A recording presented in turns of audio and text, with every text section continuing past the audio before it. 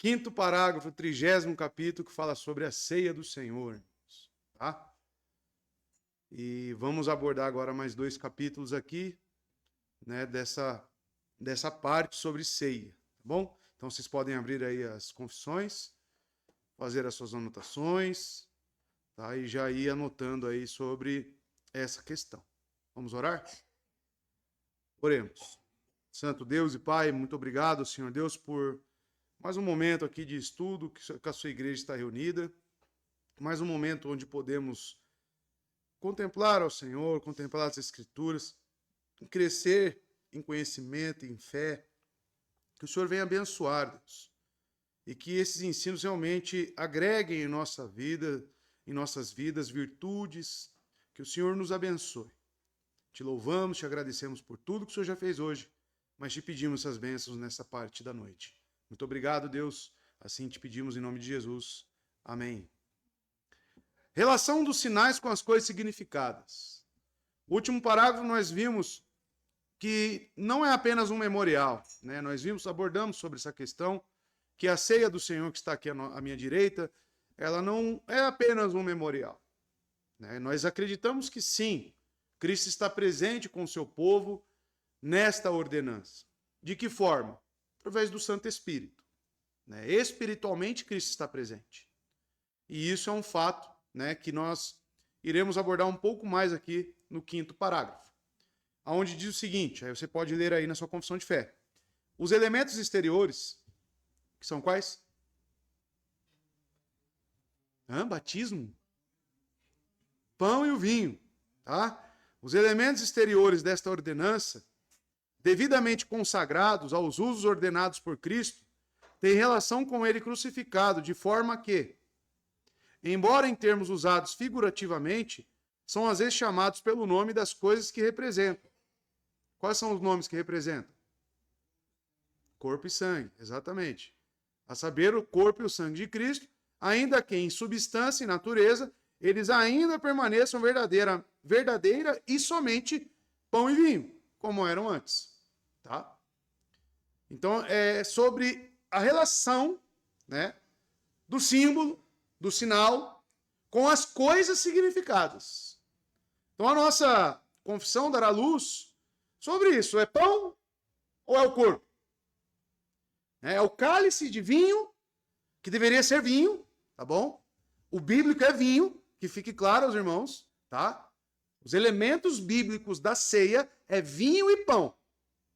Tá bom? Esse suco aí é um jeitinho, é um paliativo, né, que nós já devemos até mesmo pensar sobre. O verdadeiro é vinho, ok? E o vinho tem significados bíblicos. O vinho traz alegria para o coração triste. Tá? O vinho, ele traz, né, aqueles momentos devidamente usados, né, e até mesmo recomendado em Provérbios. Correto? Já leram? Então, amados, o elemento utilizado é o vinho, tá? É o fermentado realmente. E é o sangue ou não? Então, nós veremos o 5º parágrafo, que significam esses sinais com as coisas significadas, tá? Então, coisas significadas. Quando falamos da relação dos sinais com as coisas significadas, que é um trecho lá do parágrafo, do nosso parágrafo 5º, estamos a discutir como é, precisamente, que o pão e o vinho na ceia do Senhor estão relacionados com o corpo e o sangue de Cristo que eles representam. Qual que é a relação? Essa questão gira em torno de como interpretamos as palavras de Jesus quando ele instituiu a ceia. Particularmente as palavras, isto é o meu corpo, isto é o meu sangue. Tá? Então, todos os erros que eu já apresentei aos irmãos, que veremos no 6º parágrafo, da transubstanciação e da consubstanciação, parte da interpretação desses textos bíblicos. Se eu interpretar literalmente Cristo falando que o seu corpo é realmente o pão, eu vou pegar o pão e vou dizer que realmente é o corpo dele. Agora, se eu não interpreto isso de maneira literal, aí eu vou ter um símbolo, uma linguagem análoga sobre os elementos. Tá? Então, tudo parte da interpretação da instituição da ceia feita pelo próprio Senhor, de como interpretamos. A interpretação católica romana dessas palavras, tanto na época da Reforma quanto hoje, é que elas devem significar que o pão realmente se torna o próprio corpo físico de Jesus e o vinho realmente se torna o seu sangue físico, né? Como já vimos. Então o sacerdote lá, o padre, ele ora nos elementos e eles creem que literalmente aquilo se torna, né, o corpo e o sangue de Cristo. Roma ensina que na missa, o que é missa? Sacrifício, né? Então se torna lá de novo o corpo e o sangue e eles sacrificam novamente Cristo. Esse é o significado de missa, tá? Missa é sacrifício. Então pensem, a blasfêmia que é Cristo que está sentado à destra de Deus Pai, na missa católica romana, para eles estão sacrificando de novo Cristo, tá? E isso é repetido todos os domingos, né, em todas as missas. Então, amados, Roma ensina que na missa a transformação do pão e do corpo em corpo e o vinho em sangue ocorre quando o sacerdote consagra os elementos. Sobre este ponto da transubstanciação, Lutero e os reformados rejeitaram a doutrina de Roma. No entanto, não havia um acordo completo entre Lutero e os reformadores. Embora Lutero rejeitasse a transubstanciação, ele ainda insistia que as palavras de Jesus, isto é meu corpo, isto é meu sangue, devem ser interpretadas literalmente. Então até mesmo Lutero teve problemas na interpretação desses textos, interpretando eles literalmente, tá bom? Este parágrafo rejeita esses erros. O 5º parágrafo rejeita esses erros, tá bom? Porque é dito claramente que o pão é somente pão e o vinho é somente vinho. Tá. Segundo ponto, isso é positivamente afirmado, né? Tendo em vista o contexto e a explicação do parágrafo 4º, que já percorremos, consideremos brevemente o parágrafo 5º. O ponto principal do parágrafo 5º trata da relação dos sinais com o que eles simbolizam. O pão e o vinho continuam a ser o que eram, pão e vinho. A linguagem nas palavras de instituição de Jesus deve ser entendida figurativamente, não literalmente. O corpo e o sangue reais de Jesus estão no céu e não na terra. E aí, se você for em João, capítulo 6, a parte a qual ele fala, aquele que comer da minha carne e que beber do meu sangue, pronto, saiu um monte de The Walking Dead canibal, né? É literal isso? Claro que não, irmãos. Claro que não. Porém, acredite, Lutero, né, os católicos, romanistas, interpretam esses textos literalmente, tá? Então, cuidado com essas interpretações literais. Cuidado. Principalmente você vai lá em Apocalipse, né? Cabeça de serpente com águia, com leão. Aí você vai ficar vendo aquilo lá, você vai sair aí, né? Parece que um drogado, pensando, né, em coisas. Não, aquilo lá não é literal, irmãos. São linguagens simbólicas, tá bom? Mas se transforma um texto claro como esse, né? Que o contexto, o próprio contexto já elimina esses erros. Mas muitas pessoas incorrem, né, na literalidade da interpretação bíblica. Tá bom? Temos que tomar cuidado com isso. E tem muita linguagem análoga? Hoje mesmo nós vimos isso pela manhã. Que a descendência de Abraão, qual que era a linguagem análoga? Vamos ver, quem lembra? Quem vai ganhar? Como o pó da terra, como areia, né? Isso é literal? Não, não é literal, né? Mas é uma linguagem hiperbólica, é uma linguagem de exagero, significando que será tão numerosa que será difícil de contar, tá? Difícil de contar. Então nós temos que tomar cuidado com essas linguagens e com as interpretações retiradas dela, tá? Elementos externos.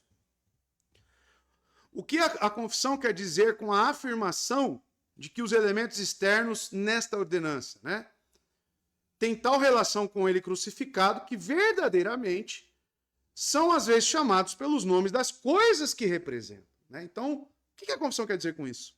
Primeiro, e mais obviamente, isso se refere às palavras de Jesus, quando ele disse, isto é meu corpo, isto é meu sangue. Ok. Jesus, de forma muito clara e legítima, usou uma linguagem de que parecia identificar o pão com o seu corpo e o vinho com o seu sangue. Mas, lá em amarelo, no meio, se entendermos as palavras como figurativas e não literais, as palavras são perfeitamente inteligíveis. Além disso, falar dessa forma não é chocante, apesar de Roma e Lutero insistirem que a linguagem exigia, né, que o corpo físico e o sangue literais de Jesus estivessem presentes. Jesus falou de si mesmo, né? Jesus falou de si mesmo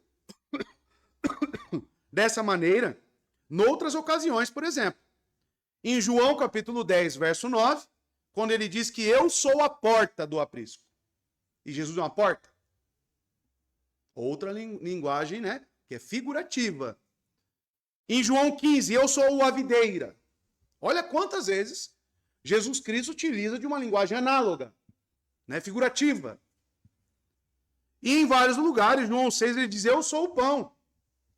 Quando ele fala do maná, né? Eu sou o verdadeiro pão que desceu do céu. Então ele usou o mesmo tipo de discurso, de linguagem, ao instituir a ceia do Senhor. E da mesma forma, o uso do verbo no estado de ser, é ou sou, não se destina a ser tomado literalmente, mas simbolicamente. Tá bom?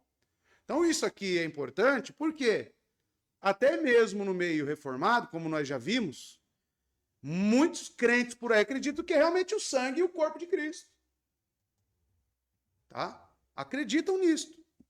Tanto que tem tratativas depois, né, com a ceia, tem que queimar, tem que enterrar, não pode dar para as crianças, né? Claro que no momento é um momento sacro, mas terminado o momento de distribuição da ordenança, terminou, né? Então aquilo já não é mais separado para o uso santo. Então, amados, nós temos que ter sobriedade sobre interpretação, a relação das coisas significadas, né, e os símbolos, os sinais, tá bom? Nomes representativos. Mas a confissão está dizendo mais do que apenas isso. Quando diz que os elementos verdadeiramente são chamados pelos nomes das coisas que representam. No que tange a representatividade dos elementos, aí sim realmente é o corpo e o sangue. Quando eu estou falando da representatividade. Então, em vista da convicção reformada de que os elementos representam não apenas o que está ausente, o corpo de Cristo no céu, mas também o que está presente, Cristo verdadeiramente presente espiritualmente. A confissão afirma que as palavras de Jesus falam de uma relação genuína entre os elementos e seu corpo e sangue. Uma relação que vai além da linguagem meramente figurativa. Em termos de relação efetiva do pão com o corpo físico de Cristo e o cálice ao sangue físico de Cristo. A ligação é simbólica, né? Apenas simbólica, como vimos no parágrafo 2. Mas, ao mesmo tempo, eu coloquei amarelo no final, há uma relação entre os símbolos e algo que está verdadeiramente presente. Então, não é porque é apenas um símbolo que não significa que algo real está acontecendo. Tanto que chamamos de meio de graça. Tá? Então é aqui, amados, que espiritualmente Cristo está presente, tá? Nesta ordenança instituída por ele, aonde o seu povo comunga com o próprio Cristo. É como se nós, e isso é verdadeiro e real, estivéssemos lá sentados em Mateus 26, quando ele institui a ceia. Espiritualmente falando, todas as vezes que ceiamos, nós estamos comungando com o próprio Cristo. Nós estamos declarando que ele é nosso e nós somos dele. Que nós somos o seu povo. Nós estamos reafirmando os nossos votos. Nós estamos proclamando a nossa fé. E isso tem um efeito revigorante, espiritual, fortalecedor. E Cristo está conosco, em forma de espírito. Então, percebam que vai além de apenas um símbolo. Algo verdadeiramente real acontece. Claro que isso é pela fé. Tá? É pela fé. Sem fé, para você, só vai continuar bebendo e comendo. E Paulo fala em Coríntios 11, né? Se for fazer dessa forma, faça na sua casa. Mas aqui, com o povo de Deus, vai além. Algo real acontece, tá bom? Tanto que é chamado quinto ali, meio de graça. Porque é um meio aonde nós podemos beber desta fonte real que é Cristo. É um meio aonde o seu povo é abençoado, é fortalecido. Então, estar presente como membro de uma igreja na ceia do Senhor é de fundamental importância para você. Fundamental importância. A ceia faz total diferença na vida de um cristão. Tá? Porque é ali onde nós somos abençoados pelo próprio Cristo. Como que isso acontece? Essa identificação virtual, né, ou simbólica, do sinal com o que ele simboliza é adequada por várias razões. Em primeiro lugar, uma vez que a ceia do Senhor é um meio de graça, os elementos são veículos pelos quais Deus apresenta Cristo a nós e entrega Ele a nós. E todas as bênçãos que Ele ganhou por sua morte a nós. Lembra da herança? Sermos coerdeiros com Cristo? Então aqui, nós comungamos disto. Nós estamos anunciando, e Deus está anunciando a nós, através disto, pela fé que recebemos, que nós somos participantes com Ele de todas as benéficas, e de todas as riquezas, e de todos os tesouros que estão escondidos nele, em Cristo Jesus. Será que é importante? Então, amados, em segundo lugar, devemos lembrar que a ceia do Senhor é um memorial, uma parte simbólica da adoração da igreja, que é ordenada por Deus para ser parte vital dessa adoração ao longo desta era.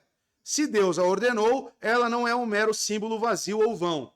Então, segundo ponto, por que é um meio de graça? Porque é um meio de adoração. Por isso que é inserido no culto. Nós estamos adorando a Deus através disso. Tá? Continuando. Como a confissão belga afirma. Olha o que a confissão belga afirma. Ora, como é certo e fora de toda dúvida que Jesus Cristo não nos ordenou o uso de seus sacramentos em vão, assim também opera em nós, olha só, opera em nós tudo o que nos representa por estes santos sinais. Artigo 35 da Confissão Belga. Além disso, estes símbolos representam para nós não só grandes verdades espirituais, mas também realidades espirituais atuais. Sabe? Aquele texto de Romanos 8, o Espírito testifica ao nosso espírito que somos filhos de Deus. Isso pode ocorrer facilmente quando você participa da ceia do Senhor. A certeza de que estamos conectados a esta videira. Tá? Então, amados, graças a Deus que a sua igreja faz isso todos os domingos. Todos os domingos. E quando o povo de Cristo participa da ceia do Senhor, os elementos e ações representam a verdadeira presença de Cristo, enquanto ele comunga com o seu povo e o alimenta com a sua própria carne. João 6, 55, 57.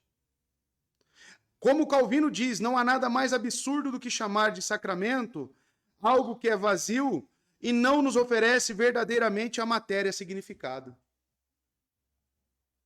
Então é absurdo eu participar de algo que é apenas um memorial. Né? O que é um memorial? É como uma foto. Você olha e fala, ok, e vai embora. Tá? Então vai além disso. Lembrando que sacramento, né, é uma terminologia que fala que é algo separado, algo especial, e não receberia esse nome à toa. Né? Que são termos correlatos, ordenanças ou sacramentos. Tá? Só tem que tomar cuidado com a palavra sacramento, por quê, irmãos? Dizendo o quê? Ela usa só porque ela usa? Nós usamos? Mas a gente fala que é meio de graça também. Meio de salvação. Ah, tá. É um fim em si mesmo, né? A ceia.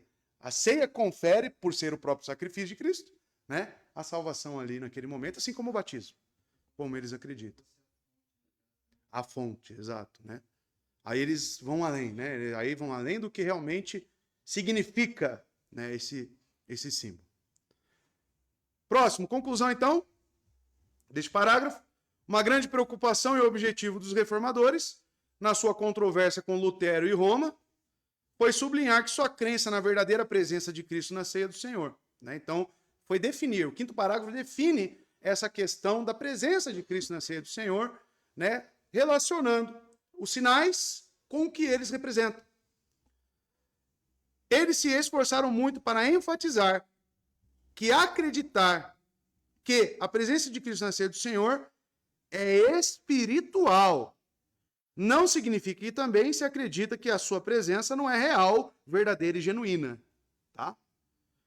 Eles desejavam promover suas convicções genuínas a respeito da verdadeira presença de Cristo, o poder do Espírito Santo, a glória de Deus neste meio de graça. Eles fizeram isto usando uma linguagem como a que é ecoada aqui na Confissão Batista. Tá bom? Então, nossa confissão está de total acordo com os outros documentos reformados, né, que nós encontramos por aí. Tirando, né, claro, o do de Lutero, né? Sexto parágrafo. Até aqui, então, ok? Vamos voltar lá? Volta lá, Isaac. Vamos de novo repassar o parágrafo. Vamos ver se ficou alguma coisa fora aí. Vamos ler pausadamente. Os elementos exteriores desta ordenança, que são quais? Devidamente consagrados, que existe, oramos, correto? No momento. Aos seus usos ordenados por Cristo, tem relação com ele crucificado, ó a relação. De forma que, embora em termos usados figurativamente, são às vezes chamados pelo nome das coisas que representam. A saber, o corpo e o sangue de Cristo. Ainda que, em substância e natureza, eles ainda permaneçam verdadeira e somente pão e vinho como eram antes. Tá? Então, esses elementos exteriores é afirmado, tá, que tem relação, sim, com ele crucificado. Tá? Então, algo real acontece. Tá bom? Então, o quinto parágrafo, acredito, né, que foi esclarecido cada pormenor aqui dele. Certo? Alguém ficou com alguma dúvida nesse parágrafo? Tranquilo? Podemos prosseguir? Então, vamos para o sexto. São 8, tá? Semana que vem a gente encerra nos últimos 2. Afirmado negativamente, o quê? A negação do erro da transubstanciação. Aqui será mais breve, irmãos. Por quê? Porque eu já passei, né? A gente pode até voltar lá para, mais uma vez, falar sobre a transubstanciação e consultar o documento da Igreja Católica Romana para que os irmãos tenham noção do que está sendo afirmado. Mas esse assunto eu já adiantei lá nos primeiros parágrafos, tá? Mas vamos ver o que a confissão diz. Texto da confissão. Sexto parágrafo. Você pode acompanhar aí, na sua. Aquela doutrina que sustenta, tá? Sustenta uma mudança da substância do pão e do vinho. A substância do corpo e do sangue de Cristo. Aí entre parênteses. Comumente chamada de transubstanciação. Fecha parênteses. Pela consagração de um sacerdote, porque o momento que isso ocorre é quando é consagrado para eles. Ou por qualquer outra forma, a confissão afirma, ó, é repugnante. É repugnante. Não somente às Escrituras, mas até mesmo ao bom senso e à razão. Destrói a natureza da ordenança e tem sido e é a causa de superstições múltiplas, até hoje, em 2023. Sim, de idolatrias grosseiras, até hoje, em 2023. Tá? Então a nossa confissão aqui no sexto parágrafo, ela pega pesado.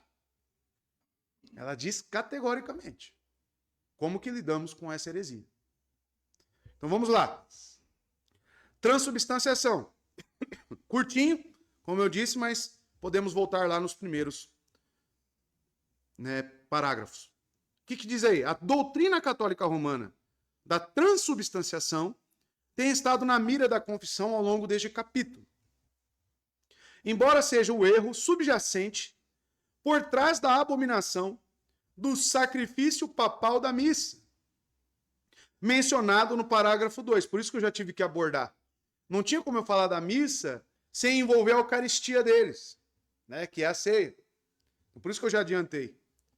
Mencionado no parágrafo 2. Ela é explicitamente mencionada pela primeira vez aqui agora, no parágrafo 6º. Bom?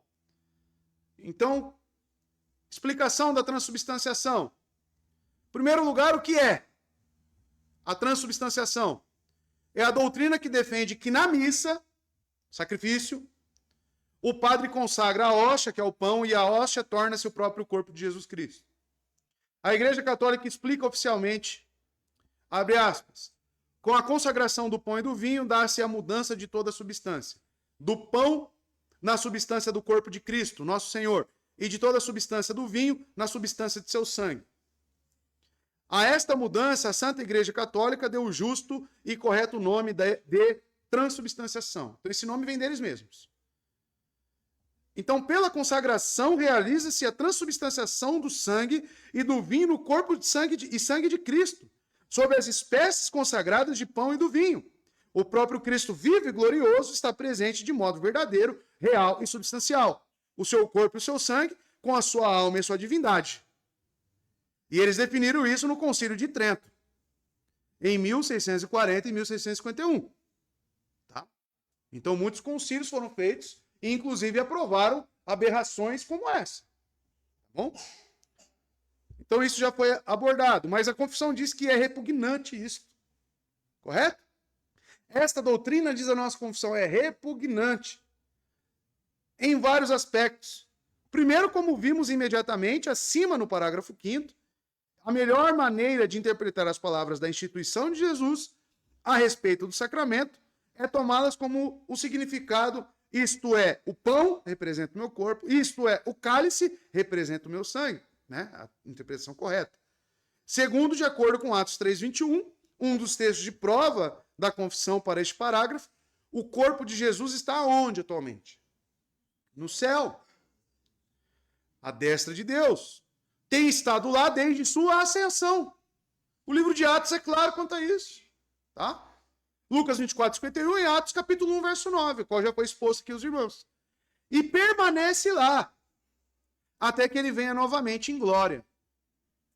A quem o céu deve receber até os tempos de restauração de todas as coisas, que Deus falou pela boca de todos os seus santos profetas, desde o princípio do mundo. Atos 3:21. Preguei semana passada. Né? Salmo 110 também, que fala sobre esse reinado glorioso. Então, amados, Cristo, em sua presença real, corpórea, ou ele está aqui, ou ele está lá. Ele tem um corpo físico. Ele não é etéreo. Assim como ele encarnou em forma humana, tomou sobre si a forma de servo, como diz Isaías, nasceu de uma virgem, né? Essa matéria que ele adquiriu, este corpo que ele assumiu, ela não se desfez, irmão. Tanto que Tomé toca o quê? Ele já ressurreto. Toca nas suas feridas, toca nele, propriamente dito. E ele ascende aos céus de que forma? Ele, inclusive, toma café da manhã na praia com os discípulos. Ele come pão, ele come peixe, ele bebe. Ele é um homem completo. E um Deus completo. E ele não se desfez deste corpo. Por quê? Porque ele é o nosso sumo sacerdote. Ele é o representante entre Deus e o homem. Ele conecta em si tudo. Deus e o homem. Essa é a natureza de Cristo. Então, quando eu falo que esses elementos se transformam no corpo dele, olha que repugnante que é. Olha que aberração é isso. Então, amados, é o que eu digo ali no terceiro ponto. Cristo possui uma natureza perfeita. Viu agora porque o capítulo sobre Cristo vem antes disso aqui? Porque você já estudou a natureza de Cristo. E muitos irmãos ficaram assim na época, vocês lembram? Cristo tem um corpo? Nossa, não acredito! Como assim ele tem um corpo? Mas ele está no céu, e qual que é o problema? Ele mesmo diz que nenhum homem foi até lá, a não ser aquele que veio até nós, né? E tomou e retornou para lá. Olha só, em terceiro lugar, a doutrina bíblica da pessoa de Cristo não permite, agora eu quero que vocês lembrem dessas palavrinhas, hein? Vamos ver quem tem boa memória. conversão ou a confusão das duas naturezas. O que significa isso, irmãos? Capítulo 8 da Confissão, parágrafo 2. Quem lembra? Não lembro, né? Quem lembra? Quem já fez as provas aí sobre Cristo? Lembra? Fábio?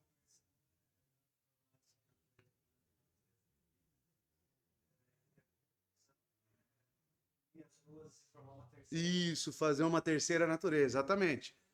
Como é que está essas duas naturezas dentro de um próprio ser? Em perfeita harmonia.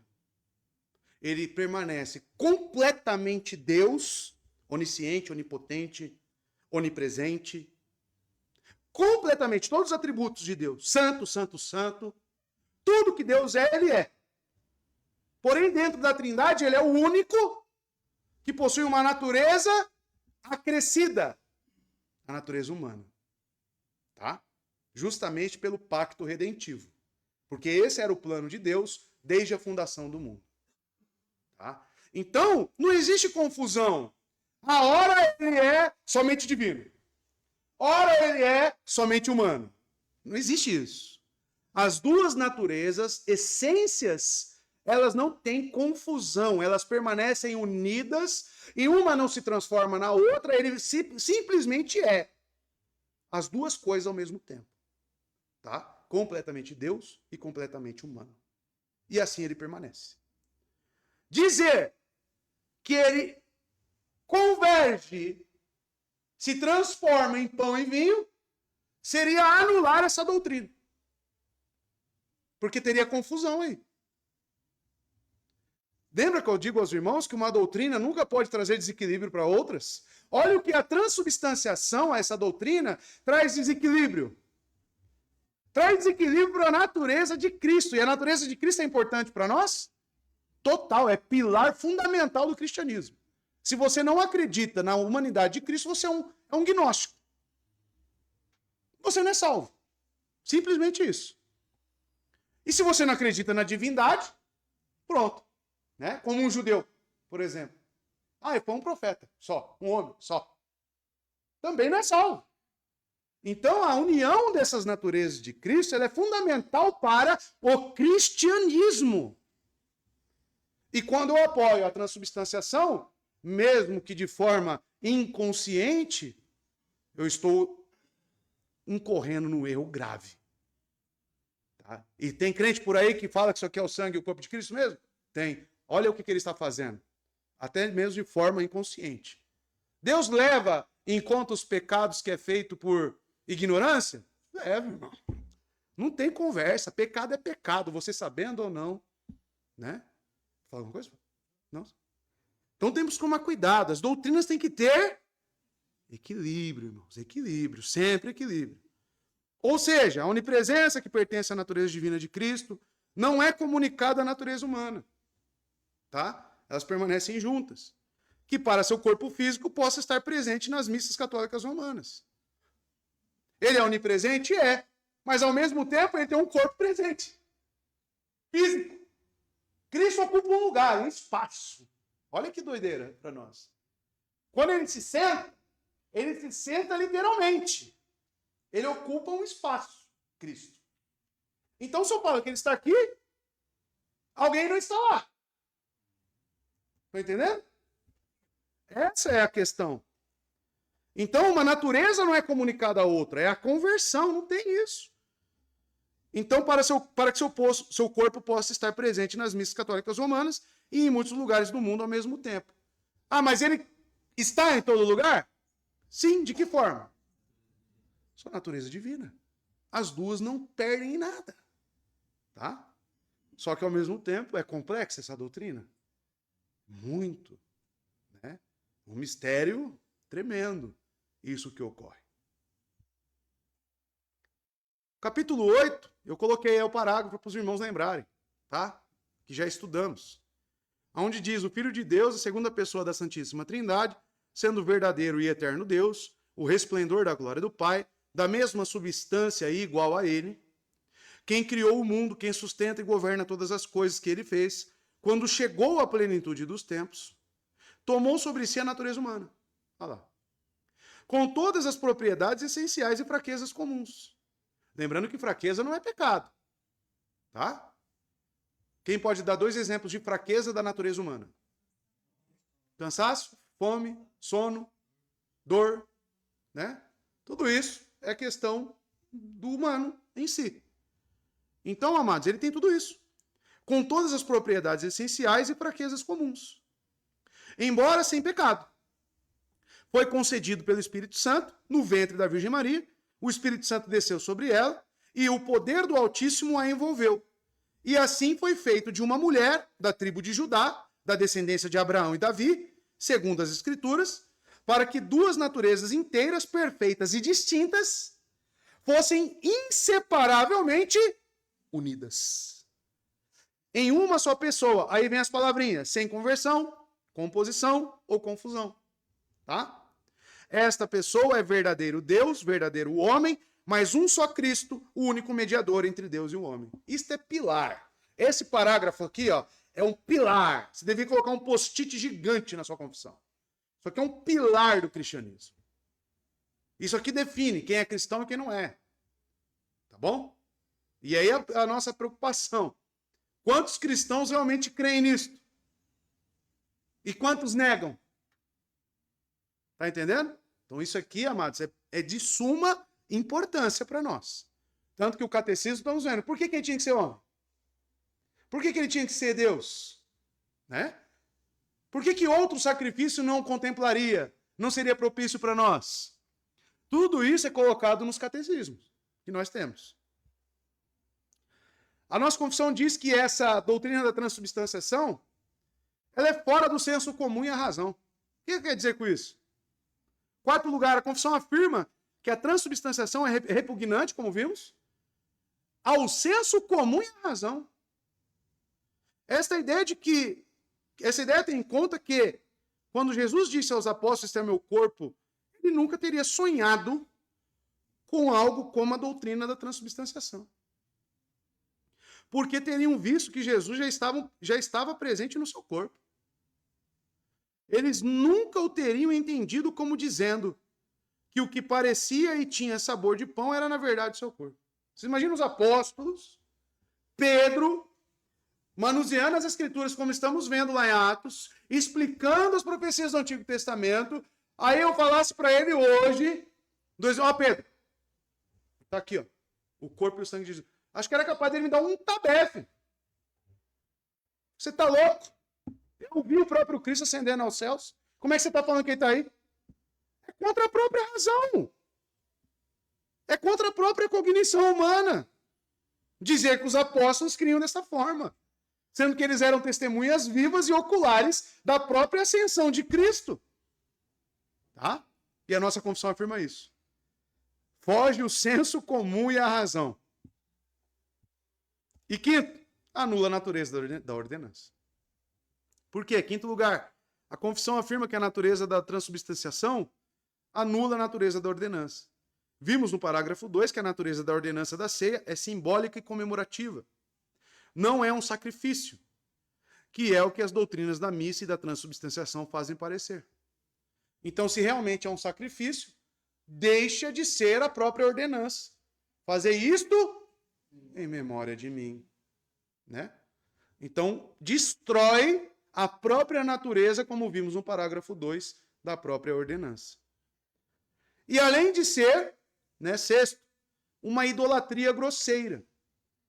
Finalmente, o parágrafo 6º diz que essa falsa doutrina da transubstanciação é a causa de muitas superstições, sim, de idolatrias grosseiras. Algumas delas foram especificadas no parágrafo 4º. Outras incluem provavelmente o tipo de lendas e fábulas. Não passam de invenções humanas. São semelhantes às histórias de fantasmas contadas à volta das fogueiras. Só que blasfemas. E não devem ser repetidas aqui. Tá? Se torna uma idolatria grosseira. Se torna uma própria blasfêmia contra ele. Pense, é algo místico que ocorre. Por isso que as pessoas olham para a ceia hoje em dia como algo místico, irmãos. Porque envolve fábula na mente delas. envolve uma idolatria grosseira. Por que que as pessoas enchem as igrejas no primeiro domingo que vem, por exemplo? Do primeiro domingo da semana. Pode ir nas igrejas, tá assim, ó. Vai hoje nas igrejas. Último dia do mês. Tudo vazio. Né? Um ou outro. Primeiro domingo do mês é o maior dia de idolatria. Porque as pessoas estão idolatrando aquilo que não é para ser idolatrado. Tá? Os elementos da ceia. Porque eles acham que ao pegar aqueles elementos e colocar na boca, algo vai acontecer com eles que vai purificar a semana, o mês deles. Né? Logo, a forma como eles enxergam isso, né, é totalmente místico. É totalmente supersticioso.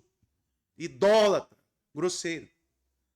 Isso é resquícios do quê? Da herança católica romana. Que muitos ditos protestantes carregam com eles até hoje. Tá? Por falta de entendimento, por falta de estudo, por falta de ler a Bíblia. Eu nunca vi um povo, irmãos. Por que eu digo isso? Porque eu tenho parâmetros. Vira e mexe, eu converso com o pastor lá de Portugal, pastor Evandro. Tá lá no grupo lá, de 1689, da confissão. Ele posta lá. Ontem, 7h30 da noite, cheio de homem assim, ó. Tudo estudando teologia. O povo português, o povo que lê. Algumas histórias que eu já ouvi de lá, que um dito pregador chegou na igreja, convidado para pregar, ninguém cumprimentou ele. Por quê? Eles levam ao pé da letra o que está escrito nas cartas de João. Que aquele que prega heresia, nem cumprimenta, nem saudem ele. Então esperaram ele pregar para depois cumprimentá-lo. E depois ele perguntou para o pastor da igreja, por que ninguém me cumprimentou? Pois isso é um costume. Primeiro eles analisam o que você vai falar. Analisam a luz da Bíblia. E se você fugir do que as escrituras falam, nem cumprimentar vocês eles cumprimentam. E nós? O povo brasileiro nem conhecer as escrituras conhece. Nem ler a Bíblia conhece. Lê. Qual é o país que menos lê? O Brasil está em qual ranking de leitura no mundo? Alguém sabe desse dado? Não está lá quase caindo para a Série B. Quase caindo para a Série B, pode ter certeza. E nós vemos essa realidade no nosso próprio convívio. Venhamos e convenhamos. A dificuldade, né, que nós temos para fazer a leitura de 4 capítulos por dia. Isso é cultural, pode falar, Felipe. O professor queria diretor lá no seminário Betel. E aí, no primeiro dia de aula, os seminaristas chegaram na aula, né, e ele falou assim, está com uma posição de prova agora. Primeiro dia. A prova vai ser, vocês vão dividir os textos bíblicos de acordo com o tempo. Ou seja, tem Pentateuco, histórico, profeta menor, maior. Ninguém acertou. As pessoas estão no seminário, né, se espera você estar mais evoluído, não sabe nem o básico da Bíblia. Entra no seminário sem nunca ter... Não sabe nem quantos livros tem na Bíblia. Não sabe. Não sabe. Nem vou fazer pergunta para envergonhar ninguém, tá? Tá bom? Então, o povo não conhece o livro a qual nós baseamos nossa fé. Por isso que transforma a ceia em idolatria, em misticismo, né? Transformam doutrinas onde não existem doutrinas. Por quê? Isso é reflexo, né, de uma falta de interesse. Eu não digo, amados, que não é nem incapacidade, porque o povo brasileiro é um povo muito desenvolto. É um povo que tira água da onde não tem. Mas talvez esse esforço nosso, dessa nossa nação, precisasse ser melhor direcionado. Em vez de colocar dinheiro público em funk, em músicas imorais, faça escolas sérias, né? Não que ensine Paulo Freire. Pode falar, filho. 52º. Tá bom? Né?